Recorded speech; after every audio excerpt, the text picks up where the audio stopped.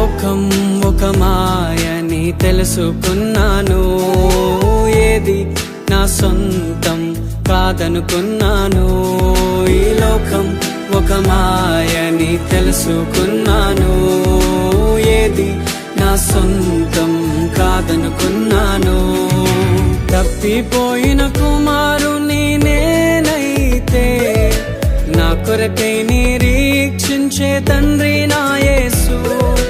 తప్పిపోయిన కుమారుని నేనైతే, నా కొరకై నిరీక్షించే తండ్రి నా